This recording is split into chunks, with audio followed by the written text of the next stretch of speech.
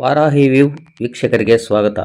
ಕೋಲಾರ ಜಿಲ್ಲೆ ಶ್ರೀನಿವಾಸಪುರ ತಾಲೂಕು ಗೌನಪಲ್ಲಿಯಲ್ಲಿ ಸತತ 3 ದಿನಗಳಿಂದ ಉರುಸು ನಡೆಯುತ್ತಿದ್ದು, ಗೌನಪಲ್ಲಿಯಿಂದ ಹಡ್ಗಲ್, ರಾಯಲಪಾಡು ಮತ್ತು ಆಂಧ್ರ ಪ್ರದೇಶದ ಬಾರ್ಡರ್ ತಲುಪುವ ಮುಖ್ಯ ರಸ್ತೆಯನ್ನು ಮುಸ್ಲಿಂ ಸಮುದಾಯದವರು ಬಂದ್ ಮಾಡಿ ಸಾರ್ವಜನಿಕರಿಗೆ ತೊಂದರೆ ಕೊಡುತ್ತಿದ್ದಾರೆ ಎಂದು ವರದಿಯಾಗಿದೆ.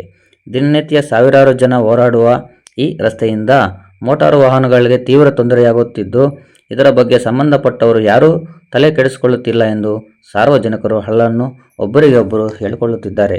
ಸಂತೆ ಮೈದಾನದ ಮುಂದೆ ಜಾಗವಿದ್ದು ಬೇಕಂತಲೇ ರಸ್ತೆ ಬಂದ್ ಮಾಡಿದ್ದಾರೆ ಎಂದು ಸುತ್ತಮುತ್ತಲ ಹಳ್ಳಿಗಳಿಗೆ ಹೋಗುವ ಜನ ಹಿಡಿಶಾಪ ಹಾಕುತ್ತಿರುವ ಪ್ರಸಂಗಗಳು ನಡೆಯುತ್ತಿದ್ದವು. ಈ ಕೂಡಲೇ ಸಂಬಂಧಪಟ್ಟ ಇಲಾಖೆಯವರು ರಸ್ತೆಯಲ್ಲಿ ಹಾಕಿರುವ ಟೆಂಟ್ ತೆರವುಗೊಳಿಸಬೇಕೆಂದು ಈ ಮಾಧ್ಯಮದ ಮೂಲಕ ತಿಳಿಸುತ್ತಿದ್ದಾರೆ. ಸಚಿವರು ಪ್ರಿಯಾಂಕ್ ಖರ್ಗೆ ಅವರು ಒಬ್ಬೊಬ್ಬರಿಗೆ ಒಂದೊಂದು ನ್ಯಾಯ ಮಾಡುತ್ತಾರೆ.